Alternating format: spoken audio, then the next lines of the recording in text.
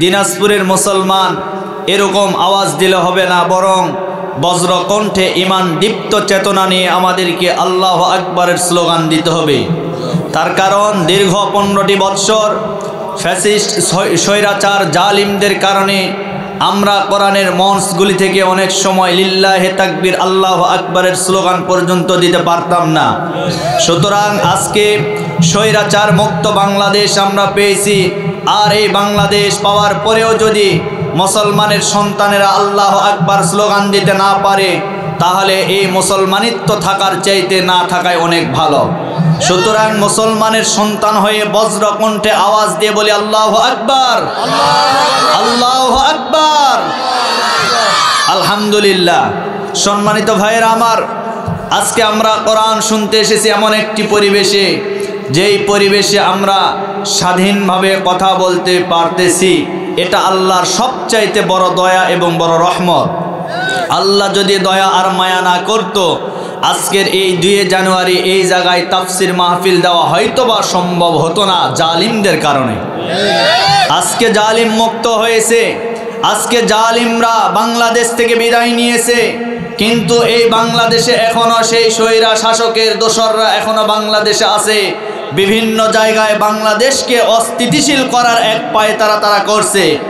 আমরা তাদেরকে বলতে চাই, তোমাদের নেতা নেত্রী বিদায় নিয়েছে, তোমরা কোন দল আর কোন রাজনীতি করলে? যে রাজনীতি করার কারণে তোমাদের নেত্রী তোমাদেরকে ভুলে গিয়ে ভারতে অবস্থান নিয়েছে। সুতরাং এই সমস্ত নেত্রী, এই সমস্ত নেতাদের কপালে জুতার বাড়ি মারা দরকার। আমরা এমন দল করি, এমন দলের সঙ্গী হয়েছে আমরা, যেই দলের নেতা কর্মীরা এত জুলুম, এত অত্যাচার, এত নিপীড়নের পরেও আমাদেরকে ছেড়ে, বাংলাদেশকে ছেড়ে তারা কখনো পালিয়ে যায় নাই। কথা বলেন ঠিক কিনা? সুতরাং আজকে আমি তাদেরকে বলতে চাই, যারা এতদিন পর্যন্ত এই দিনাজপুরের মাটিতে কোরআনের কথা বলতে দিতেন না, কোরআনের আওয়াজ বন্ধ করার চেষ্টা করেছেন, আসেন আজকে এই জায়গায় বাধা দিয়ে দেখেন, পিঠের চামড়া নিয়ে বাড়ি যেতে পারবেন না। কোথায় আওয়ামী লীগ, কোথায় কাদের কাকা, কোথায় গেল ওই জালিমদের গরম গরম কথা? কথা বলেন, কথা বলেন। কোথায় আওয়ামী লীগ, কোথায় কাদের কাকা, কোথায় গেল ওই জালিমদের গরম গরম কথা? খেলা হবে, কি কথা বলেন না কেন? খেলা হবে, খেলা হবে, খেলা হবে বলে কাকা গেল পালাইয়া, হাসিনা পালাইছে দেশটা সারিয়া। আল্লাহ তোমার দরবারেতে হাজার শুকরিয়া, আল্লাহ তোমার দরবারেতে হাজার শুকরিয়া, হাসিনা পালাইছে টোপলাটা প্লিনিয়া। লিল্লাহে তাকবীর, লিল্লাহে তাকবীর। আল কোরআনের আলো, আল হাদিসের আলো, আলিম ওলামা যেখানে, লিল্লাহে তাকবীর। সম্মানিত ভাইয়েরা আমার, আলোচনা কি চলবে? আলোচনা কি চলবে? আসেন আজকের এই মাহফিলে আমরা বলতে চাই, এই মাহফিলে কোনো জোয়ার তৈরি হয়ে যাবে ইনশাআল্লাহ। কথা বলেন ঠিক কিনা? তার কারণ কোরআন থেকে কথা হবে, কোরআনের বাইরে কোনো কথা হবে। সম্মানিত প্রিয় উপস্থিতি, আমি আপনাদের সামনে কোরআনে কারিমের পরিচিত একটি সূরা, সূরাতুল জিলজালের কয়েকটা আয়াতে কারিমা তেলাওয়াত করেছি। অল্প সময়ের ভিতরে আমি এই গুরুত্বপূর্ণ সূরা থেকে মূল্যবান কিছু কথা আপনাদেরকে বলতে চাই। আপনারা কি শুনতে রাজি আছেন ভাই? শুনবেন না ইনশাআল্লাহ? আল্লাহ রাব্বুল আলামিন বলেন, হ্যাঁ আসবে তো, ওরা ওয়াজ শুরু হলে চলে আসবে। কি বলেন আপনারা? দেখেন কি খেলা আজকে হয়, কি ঠিক আছে না? আজকে তো আমরা খেলতে চাই, কিন্তু খেলার কোনো প্লেয়ার খুঁজে পাচ্ছি না। যারা খেলা এতদিন বলতো খেলা হবে, তারাই তো আজকে পালিয়ে গেছে। কথা বলেন ঠিক কিনা? চলে আসবে, সবাই চলে আসবে, আল্লাহ কবুল করুন। আরো জোরে বলেন। সম্মানিত ভাইরা আমার, আমি আপনাদের সামনে কোরআনে কারীমের গুরুত্বপূর্ণ একটি সূরা সূরাতুজ জিলজালের কয়েকটা আয়াতে কারিমা তেলাওয়াত করেছি।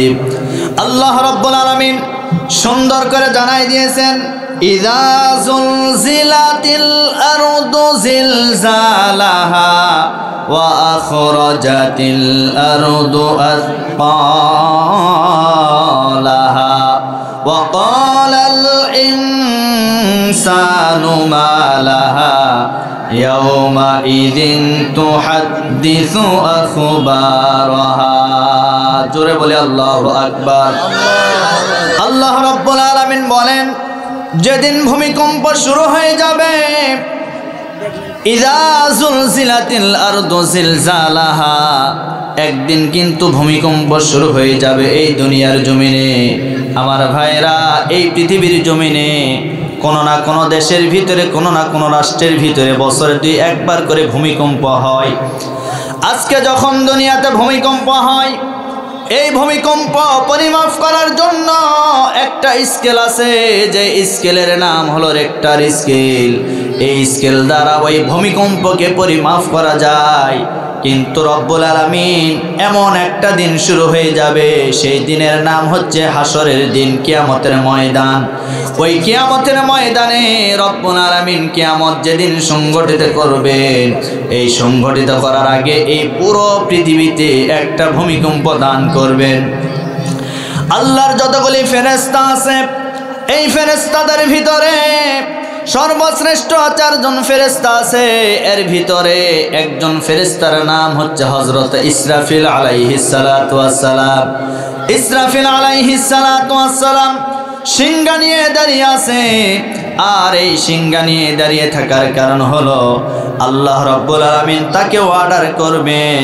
অর্ডার করার পরে এই সিংহার ভিতরে মোট ফুৎকার দিবেন তিনি 2 বার। আমার কথা যদি বুঝে থাকেন জোরে বলেন, কয়বার? জোর হলো না। 2 বার ফুৎকার দিবেন।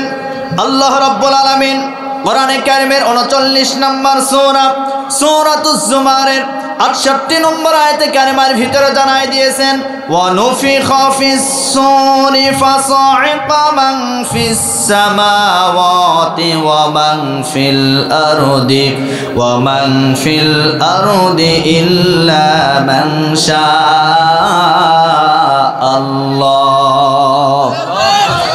ইসরাফিল আলাইহিস সালাতু ওয়াস সালাম যখন একটা ফুৎকার মারবেন, একটা ফুৎকারে এই পুরো পৃথিবীতে একটা ভূমিকম্প শুরু হয়ে যাবে।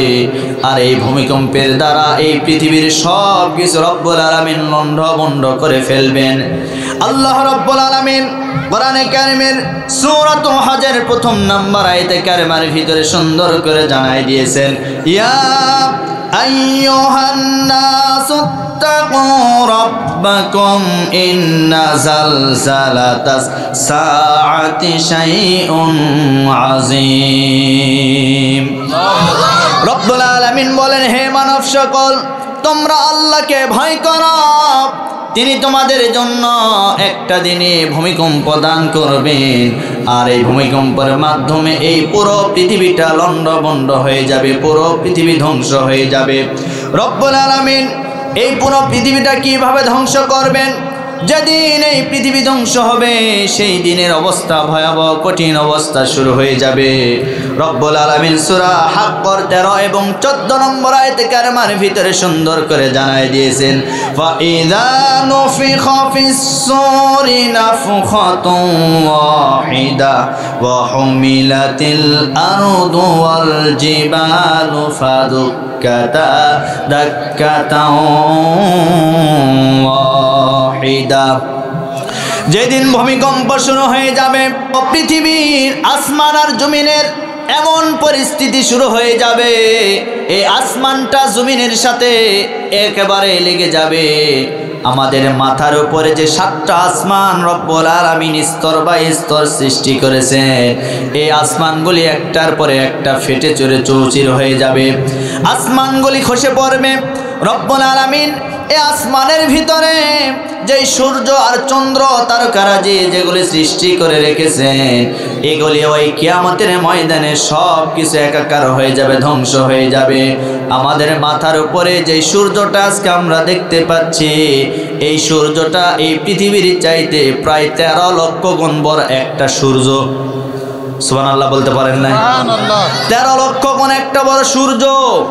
এই সূর্য আর চন্দ্র সম্পর্কে রব্বুল আলামিন কোরআনে কারীমের ভিতরে সুন্দর করে জানাই দিয়েছেন, তাবারাকাল্লাযী জাআলা ফিস সামাই বুরুজাও ওয়া জাআলা ফিহা সিরাজাও ওয়া কামারাম মুনীরা। তিনি তো পবিত্র সত্তা, তিনি তোমাদের জন্য আসমানে সূর্যটাকে আলোক দীপ্তমান করে তৈরি করেছেন, আর চন্দ্রটাকে তোমাদের জন্য দীপ্তিমান করে তৈরি করেছেন। আজকে আমরা মাথার উপরে সূর্য দেখতে পাচ্ছি, এরপরে চন্দ্র দেখতে পাচ্ছি। এই সূর্যের 12টা মুখ রয়েছে, এই 12টা মুখের ভিতরে একটা মুখ দ্বারা রব্বুল আলামিন এই দুনিয়ার জমিনে আলো প্রদান করেন। তাও আবার সরাসরি আলো দুনিয়াতে আসেন না, এই আলো আসার পিছনে অনেক বাধা রয়েছে। এই আলোগুলি কিভাবে আসে এবার শোনেন। এই সূর্যের মুখের উপরে রব্বুল আলামিন বিভিন্ন ছাঁকনি সৃষ্টি করেছেন, যেই ছাঁকনিকে বলা হয় অ্যাটমসফিয়ার, ট্রাপোস্ফিয়ার, বিভিন্ন নাম দেওয়া হয়েছে। এই ছাঁকনিগুলির কাজ হলো ওই সূর্য থেকে আলোটা সে গ্রহণ করবে, আলো গ্রহণ করার পরে সে আলোটা আবার পরিষ্কার করবে, পিউরিফাই করবে।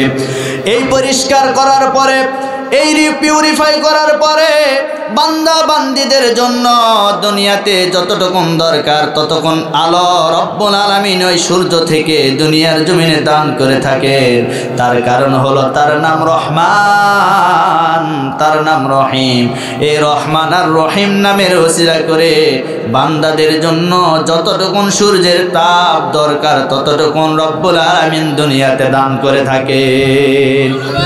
আর অজরে বলি সুবহানাল্লাহ। সে আল্লাহর দয়া আমাদের উপরে আছে না নাই? সে আল্লাহকে যদি আমরা কখনো ভুলে যাই, আপনি ভুলে যাওয়ার সাথে সাথে যখন আবার স্মরণ হয়ে যাবে, সে আল্লাহকে ডাকার দরকার আছে না নাই? কখনো তোমাকে যদি ভুলি, হেদায়েতের আলো দিয়ে নিয় কাছে তুলি। কখনো তোমাকে যদি ভুলি, হেদায়েতের আলো দিয়ে নিয় কাছে তুলি। ক্ষমা কর রহম কর, ক্ষমা কর রহম কর, ও দয়াময় তুমি রহমান, তুমি মেহেরবান, তুমি রহমান, তুমি মেহেরবান। মারহাবা কোন? আমার ভাইরা, আল্লাহর দয়ার চাইতে কারো দয়া বেশি আছে? আল্লাহ যে কত দয়াবান, কত দয়া করেছেন আমাদের প্রতি, আপনি একটাবারও চিন্তা করে দেখলেন না আল্লাহর কত দয়া। এই দয়া পাওয়ার পরেও আপনি মসজিদে আজান হয় কিন্তু মসজিদে আপনি যাইতে পারেন না। আপনার মতো কপাল পরা মুসলমান এই পৃথিবীতে আর কেউ নাই। এজন্য আজকে দেখবেন মসজিদ আছে, মুসল্লি নাই, পর্দা বোরখা আছে কিন্তু পর্দা নাই। কথা বলেন, মহিলাদের বোরখা বাড়ছে না কমছে? আরো জোরে বলেন। বাড়ছে মানে সবাই বোরখা পরে, কিন্তু সেই বোরখার মাধ্যমে পর্দা হয় না। এজন্য বোরখা আছে, পর্দা নাই, মসজিদ আছে, মুসল্লি নাই। এটাই হলো বর্তমান সমাজের চিত্র। আমার ভাইরা, এই পৃথিবী আমাদের কারো জন্য চিরস্থায়ী না। এই পৃথিবী একদিন ধ্বংস হয়ে যাবে, হবে কি না? জোরে বলেন, হবে কি না? এই পৃথিবী একদিন ধ্বংস হয়ে যাবে। কিভাবে ধ্বংস হবে? রব্বুল আলামিন ইসরাফিল আলাইহিস সালাতু ওয়াস সালাম একটা ফুৎকার দিয়েছেন। এই একটা ফুৎকারে এই পুরো পৃথিবী লণ্ডভণ্ড হয়ে যাবে। এরপরে এই পৃথিবীর যত গাছপালা আছে সব গাছপালা ধ্বংস হয়ে যাবে। যত বড় বড় বিল্ডিং আছে, বিল্ডিংগুলি একটার পরে একটা ভেঙে চুরমার হয়ে যাবে। এরপরে যত নদ নদী আছে, সাগর মহাসাগর আছে, এই সাগর মহাসাগরের পানিগুলি শুকিয়ে যাবে, আর কোনো পানি থাকবে না। এরপরে বিশাল বড় বড় পাহাড় আছে, এই পাহাড়গুলি রব্বুল আলামিন ওই কিয়ামতের দিনে পাহাড়গুলিকে কোন কোন আয়াতের ভিতরে বলেছেন পাহাড়গুলিকে তুলার মতো ওড়ানো হবে, পাহাড়গুলিকে বালুর মতো ওড়ানো হবে। রব্বুল আলামিন সূরা মুজাম্মিলের 14 নম্বর আয়াতে কারিমার ভিতরে বলেন, ইয়াউমা তারজুফুল আরদু ওয়াল জিবালু ওয়া কানাতিল জিবালু কাসিবাম মাহিলা। আল্লাহ রাব্বুল আলামিন বলেন, যেদিন ইসরাফিল আলাইহিস সালাতু ওয়াস সালাম একটা ফুৎকার মারবেন, এই একটা ফুৎকার দেওয়ার কারণে পাহাড়গুলোকে বালুর মতো উড়ানো হবে। এরপরে রব্বুল আলামিন সূরা করিয়ার ভিতরে বলেন, ওয়া তাকুনুল জিবালু কাল ইহনিল মানফুস। আল্লাহ রাব্বুল আলামিন বলেন, এই পাহাড়গুলিকে তোলার মতো উড়ানো হবে। ওই কিয়ামতের কঠিন বিভীষিকাময় দিন এমনভাবে রব্বুল আলামিন কায়েম করবেন। এরপরে রব্বুল আলামিন বলেন, আসমান আর জমিনের অবস্থা কি হবে এবার শুনেন। সূরা ইনফিতারের ভিতরে এসেছেন, আল্লাহ রাব্বুল আলামিন বলেন, ইযাস সামাউ ফাতারাত ওয়া ইযাল কাওয়াকিবু তাসারাত ওয়া ইযাল বিহারু ফুজ্জিরাত ওয়া ইযাল কুবুরু বু'সিরাত। জোরে বলে আল্লাহু আকবার। আল্লাহ রাব্বুল আলামিন বলেন, আকাশটা বিদীর্ণ হয়ে যাবে, নক্ষত্রগুলি একটার পরে একটা খসে পড়বে। এই মাথার উপরে যত নক্ষত্র আপনি দেখতে পাচ্ছেন, এই নক্ষত্রগুলি একটার পরে একটা জমিনে খসে পড়বে। জমিনটা বিদীর্ণ হয়ে যাবে, আকাশটাও বিদীর্ণ হয়ে যাবে। কিতাবের ভিতরে এসেছে, এই পৃথিবীতে যত সাগর আর মহাসাগর আছে, সমস্ত সাগর আর মহাসাগরের পানিগুলি রব্বুল আলামিন শুকায়া ফেলবেন।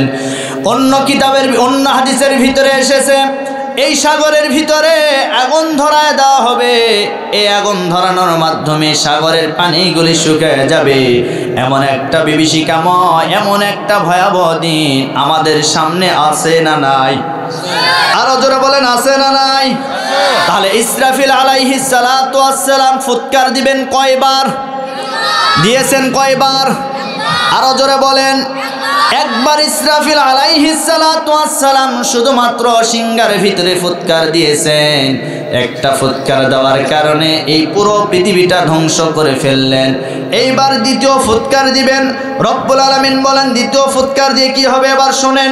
সুম্মা নুফিখা ফীহি উখরা ফাইযা হুম কিয়ামুন ইয়ানজুরুন। দ্বিতীয় ফুৎকারে মানুষদেরকে উত্থিত করা হবে, মানুষদেরকে উঠানো হবে কবর থেকে। মানুষেরা পাগলের মতো উঠতে থাকবে, এমনকি ওই কিয়ামতের ময়দানে যেতে থাকবে। মানুষের পরনের ভিতরে কোনো কাপড় থাকবে না। প্রত্যেকটা মানুষ কিয়ামতের ময়দানে উলঙ্গ হয়ে উঠবে। মানুষ মায়ের গর্ভ থেকে যেমন কাপড়বিহীন জন্মগ্রহণ করে, কিয়ামতের ময়দানে প্রত্যেকটা মানুষ তাদের শরীরে কোনো কাপড় থাকবে না, সবাই উলঙ্গ হয়ে আল্লাহর আদালতে হাজিরা দিবে। আম্মা জান আয়েশা সিদ্দিকা রাদিয়াল্লাহু তাআলা আনহা থেকে বর্ণিত হাদিস, নবীজি যখন এই কথা বললেন, আমার নবীকে প্রশ্ন করা হলো। আম্মা জান আয়েশা সিদ্দিকা রাদিয়াল্লাহু তাআলা আনহা প্রশ্ন করলেন, ইয়া রাসূলুল্লাহ, আপনি বললেন প্রত্যেকটা মানুষ উলঙ্গ হয়ে উঠবে, আমি তো আপনার স্ত্রী, আমি কিয়ামতের ময়দানে যদি উলঙ্গ হয়ে উঠি তাহলে আপনার কি কোনো লজ্জা করবে না? তখন নবীজি ডাক দিয়ে বললেন, আয়েশা শোনো, কিয়ামতের ময়দান এমন একটি ময়দান হবে, এমন একটি মাঠ হবে, যে ময়দানে কোনো মানুষের দেখার মতো কোনো টাইম পাবে না। আল্লাহু আকবার।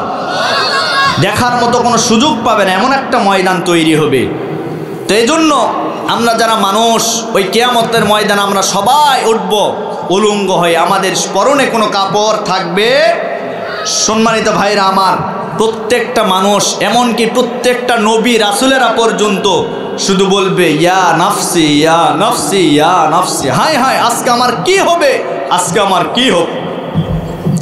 শুধুমাত্র আমার আপনার নবী, বিশ্ব নবী জনাবে মুহাম্মদুর রাসূলুল্লাহ সাল্লাল্লাহু আলাইহি ওয়াসাল্লাম মাকামে মাহমুদে সিজদায় পড়ে বলবেন, ইয়া হাবলি উম্মতি ইয়া হাবলি উম্মতি। আজকে আমার উম্মতের কি হবে, আজকে আমার উম্মতের কি হবে। আল্লাহ রাব্বুল আলামিন এই দৃশ্য দেখার পরে নবীজিকে ডাক দিয়ে বলবেন, ইয়া রাসূলুল্লাহ ইয়া হাবিবাল্লাহ, আজকে আপনি কাঁদবেন না, আজকে তো আপনার কাঁদার দিন না। তার কারণ হলো দুনিয়াতে আপনি ইসলামকে প্রতিষ্ঠিত করতে গিয়ে বহু মার খেয়েছেন।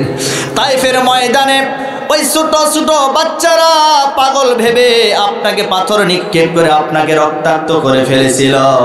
এমনকি আপনি উহুদের ময়দানে ইসলামকে বিজয় করার জন্য আপনার দান মোবারক শহীদ হয়েছে। এরপরে ওই কাফের বেঈমানেরা আপনার উপরে বহু জুলুম আর বহু অত্যাচার করেছে শুধু ইসলামকে বিজয় করার জন্য। আজকে হাসরের ময়দানে যারা আপনার উপরে জুলুম করেছে, অত্যাচার করেছে, আপনি তাদেরকে দেখে হাসবেন, আপনি আজকে কাঁদবেন না, আজকে আপনি কাঁদবেন না। তার কারণ আজকে তো আপনার কাদার দিন না, আজকে আপনার খুশির দিন, আজকে আপনার হাসার দিন। আপনাকে দেখে দুনিয়ার জমিনে যারা তিরস্কার করেছিল, যারা আপনাকে দেখে অন্যায়ভাবে আপনাকে গালিগালাজ করেছে, আপনার উপরে জুলুম নির্যাতন করেছে, আজকে আমি বলতে চাই আপনি দাঁড়িয়ে দাঁড়িয়ে তাদের উপরে যে জুলুম আর অত্যাচার আজকে করা হবে সেইটা দেখে আপনি শুধু হাসবেন, আপনি কান্না করবেন না। আমার ভাইরা, এই দুনিয়ার জমিনে আমরাও বলতে চাই আমরা তো সেই নবীর উম্মত, আমরা তো সেই নবীর উম্মত যেই নবীর উপরে বহু জুলুম বহু অত্যাচার করা হয়েছে, বহু নিপীড়ন করা হয়েছে। এরপরেও নবীজি ইসলামকে প্রচার বাদ দিতে পারেন না এবং ইসলামের প্রচার করেছে। আজকে আমরাও বলতে চাই আমাদের উপরে দীর্ঘ 15টি বছর বহু জুলুম বহু অত্যাচার হয়েছে, এরপরেও আমরা ধৈর্য নিয়ে আছি। ধৈর্যের ফলাফল রব্বুল আলামিন আমাদেরকে 5 আগস্টের দিনে দান করেছে। আল্লাহু আকবার। সুতরাং বহু জুলুম বহু নির্যাতন করা হয়েছে। ইসলামী আন্দোলনের নেতা আর কর্মীদেরকে একটার পরে একটা ধরে গ্রেফতার করে জেলখানায় বন্দি করে, এমনকি আয়না ঘর তৈরি করে সে আয়না ঘরের ভিতরে দিনের পর দিন রাতের পর রাত যেই জালিমের বাচ্চারা এত কষ্ট দিয়ে আয়না ঘরের ভিতরে বন্দি করেছিল, আজকে তারা বাংলাদেশ থেকে বিদায় নিয়েছে। আবার কিছু দোসররা গ্রেফতার হয়েছে। আজকের মাহফিল থেকে দায়িত্বহীন কণ্ঠে আমরা ডক্টর ইউনূস সরকারকে বলতে চাই, যেই সমস্ত জালিমের দোসররা আলিমদেরকে হাত করা পরিয়ে আয়না ঘরের ভিতরে বন্দি করে রেখেছিল, আজকে যাদেরকে গ্রেফতার করেছেন বিচারের পূর্ব মুহূর্ত পর্যন্ত তাদেরকেও আয়না ঘরের ভিতরে বন্দি করে রাখা লাগবে। কারা কারা রাজি? তো হাত তুলে আল্লাহকে দেখায়।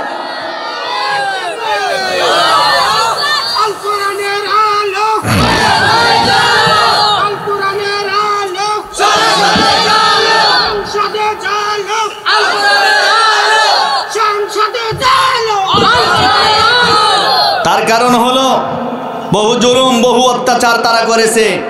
আয়না ঘর তৈরি করে আয়না ঘরের ভিতরে দিনের পর দিন রাতের পর রাত তারা বহু মানুষকে অন্যায়ভাবে জুলুম আর নির্যাতনের শিকার করেছে। আমি তো প্রতিবারে একটি কথা বলি, এই দেশের ভিতরে বিএনপির একজন বর্ষিয়ান নেতা ছিল, তার নাম ছিল ইলিয়াস হুসাইন। এই ইলিয়াসকে মারার যে দৃশ্য, এই দৃশ্যটা শোনার পরে চোখের পানি আটকাইতে পারি নাই। এই মানুষটাকে গুম করার পরে আয়না ঘরে বন্দি করেছিল, সেখান থেকে রাতের আধারে বের করে এই মানুষটাকে মারার জন্য নিয়ে গেলেন চট্টগ্রামের পতেঙ্গা সমুদ্র সৈকতের কাছে। গুলি করে ব্রাশ ফায়ার করে তাকে মারলেন। মারার পরে এখানে শেষ করলে হয়ে যেত, কিন্তু লাশটাকে গুম করার জন্য পতেঙ্গা সমুদ্র সৈকতের ভিতরে তারা নিয়ে গেছে। নিয়ে যাওয়ার পরে পেটের নাড়ি ভরি যা ছিল একটার পরে একটা সব বের করে পেটের ভিতরে পাথর ঢুকাইয়া দিয়া পেটটাকে সেলাই করে সমুদ্রের ভিতরে ফেলে দিয়েছে। আমার তো মনে হয় বাংলাদেশে এই সমস্ত জুলুম আর অত্যাচার করার কারণে তাদেরকে রব্বুল আলামিন নাস্তানাবুদ করে দিয়েছে। আমাদের ইসলামী আন্দোলনের যত নেতা আর কর্মীদেরকে তারা হত্যা করেছে, আমির জামাত ডাক্তার শফিকুর রহমান বলেছে তাদেরকে ক্ষমা করে দেওয়া হলো। কিসের ক্ষমা? তাদের কোনো ক্ষমা নাই। সময় যেহেতু পাল্টিয়ে গেছে, একটা একটা করে বদলা নেওয়া হবে। কথা বলেন, কথা বলেন। তার কারণ সাপকে যদি আপনি বন্ধু ভেবে যদি ছেড়ে দেন, পরবর্তীতে ওই সাপ আপনাকে দংশন করার জন্য সামনে এগিয়ে আসবে। কথা বলেন ঠিক কিনা? আজকে আমরা তাদেরকে বন্ধু ভেবে আমরা ছেড়ে দিচ্ছি, কিন্তু তারা তো সাপ নয়, তারা কাল নাগিনী। কি কথা বলেন? কথা বলেন। সুতরাং কোনো ছাড় দেওয়া যাবে। তবে আমি বলতে চাই প্রিয় ভাইরা আমার, আমরা যেহেতু নতুন বাংলাদেশ পেয়েছি, এই নতুন বাংলাদেশের ভিতরে আমরা আর কোনো বৈষম্য রাখতে চাই না।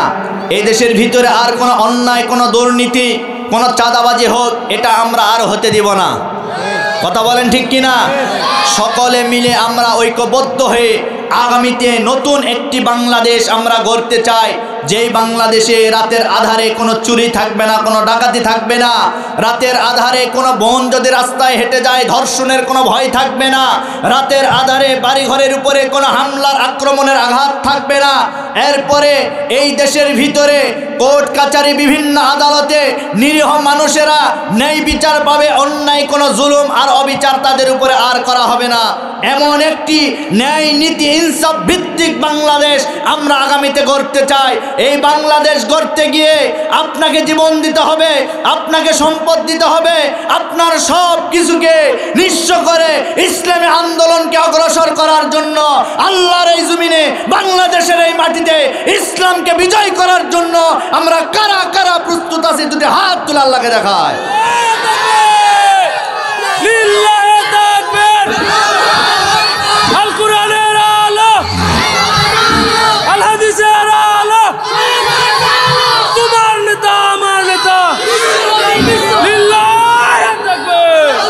জিহাদের ওই ময়দানেতে যেতে তোমাকে হবে, প্রয়োজনে সব রক্তটুকুন জমিনেই ঢেলে দিবে। আল্লাহু আকবার। জিহাদের ওই ময়দানেতে যেতে তোমাকে হবে, প্রয়োজনে সব রক্তটুকুন জমিনেই ঢেলে দিবে। তবুও তোমায় লড়তেই হবে, করবে না কোনো ভয়। বিপ্লব মানে জীবন দিয়া বসে থাকা নয়, সে কোনো দিন আসবে না রে করো যদি ভয়। বিপ্লব মানে জীবন দিয়া বসে থাকা নয়, সে কোনো দিন আসবে না রে করো যদি ভয়। আসবে বিজয় রক্ত আর জীবনের বিনিময়। আল্লাহু আকবার।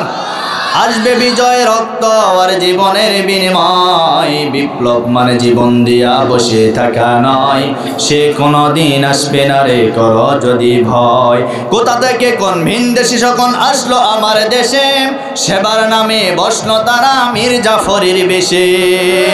কোথা থেকে কোন ভিনদেশী সকল আসলো আমার দেশে, সেবার নামে বসলো তারা মীর জাফরের বেশে। ওদের করতে নাস্তানাবুদ হতে হবে নির্ভয়, ওদের করতে নাস্তানাবুদ হতে হবে নির্ভয়। বিপ্লব মানে জীবন দিয়া বসে থাকা নয়, সে কোনো দিন আসবে না রে করো যদি ভয়। আসবে বিজয় রক্ত আর জীবনের বিনিময়, আসবে বিজয় রক্ত আর জীবনের বিনিময়। বিপ্লব মানে জীবন দিয়া বসে থাকা নয়, সে কোনো দিন আসবে না রে করো যদি ভয়। লিল্লাহে তাকবীর। আল্লাহ কবুল করেন বলে আল্লাহুম্মা আমিন। এই যে যারা পিছনে দাঁড়িয়ে আছেন, আপনারা কারা ভাই বলেন তো? এত সুন্দর পরিবেশ, আচ্ছা আপনারা কি কষ্ট পাচ্ছেন? আপনারা কি মন খারাপ করছেন? আলোচনা চলছে, চলবে, কথা বলেন ঠিক কিনা? আলোচনা চলছে, চলবে ইনশাল্লাহ। এই যে যারা আসছেন বসে পড়েন, দয়া করে বসে পড়েন। মাহফিলের সৌন্দর্যকে আরো বাড়ানোর চেষ্টা করেন। আমার বিশ্বাস আজকের এই মাহফিলটা আল্লাহর দরবারে কবুল হয়ে যাবে ইনশাল্লাহ। আল্লাহ কবুল করেন বলে আল্লাহুম্মা আমিন। আর জোরে বলেন আল্লাহুম্মা আমিন।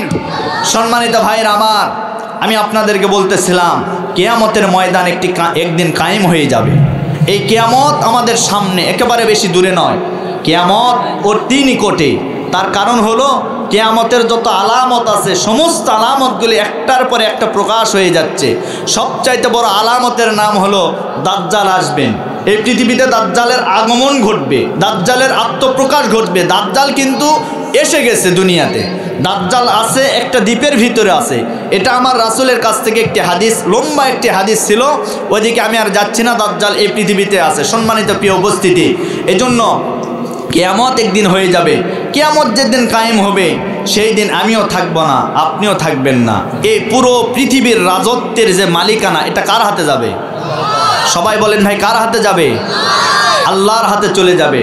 আপনার কিচ্ছু থাকবে না, টাকা পয়সা গাড়ি বাড়ি স্বর্ণ মুদ্রা যা ছিল সব নিঃশেষ হয়ে যাবে, আপনিও থাকবে না। শুধু কিয়ামত কেন, আজকে আপনি মারা যান, এই জায়গায় যারা মানুষ আছেন হাজার হাজার মানুষ, এই মানুষের ভিতরে যারা এখন এই আজকের মাহফিল থেকে হয়তো বা বাড়িতে চলে যাবেন, এমনও হতে পারে আগামী বৎসর আসার আগে এমন মানুষও আছে যাদের নাম এই মাহফিল আর থাকবে না, যারা মৃত লাশ হয়ে কবরে চলে যাবে।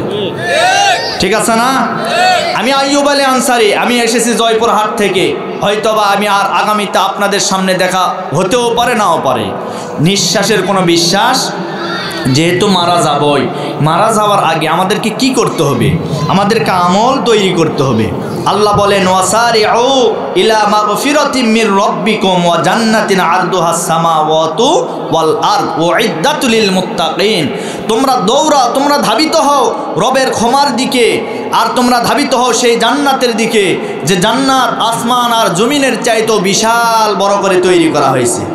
আমি তো বলি আপনার লক্ষ লক্ষ কোটি কোটি টাকা আছে, ব্যাংক ব্যালেন্স আছে, গাড়ি আছে, বাড়ি আছে, সব আছে, কিন্তু আল্লাহ আপনাকে মাফ করে নাই। আপনার এই টাকা পয়সার এক পয়সাও মূল্য নেই, কিন্তু আপনার কিচ্ছু নাই, আপনি গরিব মানুষ, আপনি রিক্সা চালক, আপনি কাজ করেন, আর আল্লাহ আপনাকে মাফ করেছে। আপনি 5 ওয়াক্ত নামাজ পড়েন, আল্লাহওয়ালা, আল্লাহর জিকির আজগার করেন, ভালো ভালো কাজ করেন, আর মসজিদ মাদ্রাসার দানের কথা বললে আপনারা মন খুলে দান করেন। এই ধরনের কাজ যারা করবে, এই মানুষটা আল্লাহর কাছে হাজার হাজার গুণে প্রিয়। বলি সুবহানাল্লাহ। আজকের মাহফিলটা দেওয়া হয়েছে মসজিদ এবং মাদ্রাসা কেন্দ্রিক। এই মসজিদ, আমি শুনলাম মাদ্রাসার এখনো নির্দিষ্ট জায়গা হয় নাই, তো এলাকার যুব সমাজ, এলাকার মুরব্বীরা, বাজার কমিটি সবাই মিলে একটা প্রচেষ্টা নিয়েছে যে আমরা এখানে স্থায়ীভাবে জায়গা জমি ক্রয় করে একটা সুন্দর বিল্ডিং করে একটা মাদ্রাসা আমরা এলাকায় করব। এলাকায় যদি মাদ্রাসা হয়, এই এলাকার মাদ্রাসা হওয়ার কারণে এলাকার যত সন্তানেরা জন্ম নিবে, এরা আর অন্য কোনো দিকে যাওয়ার চিন্তা ভাবনা করবে না, এরাও আল্লাহওয়ালা হবে। সুবহানাল্লাহ কোন। একটা মাদ্রাসা থাকলে যে কত উপকার ভাই। যে এলাকায় মাদ্রাসা নাই, দেখবেন সে এলাকায় মূর্খ মানুষ বেশি, যদিও জেনারেল শিক্ষিত, কিন্তু দিনের শিক্ষা না থাকার কারণে এরা মূর্খ। এরা কি বলেন? তার কারণ দিনের শিক্ষা থাকলে, জেনারেল শিক্ষিত হওয়ার পরেও অনেক সন্তানেরা আছে মা বাবাকে বৃদ্ধাশ্রমে রেখে আসে, ঠিক কিনা? মা বাবা বয়স হয়ে গেছে, দেখবেন মা বাবার সাথে গলা ঝাঁকি দিয়ে কথা বলে, কারণ এদের ভিতরে কোরআনের শিক্ষা নাই, হাদিসের শিক্ষা নাই, ইসলামের শিক্ষা নাই। এই ইসলামের শিক্ষা, কোরআন এবং হাদিসের শিক্ষা দেওয়ার জন্য এলাকায় মাদ্রাসা হবে, এটা কি আপনারা চান?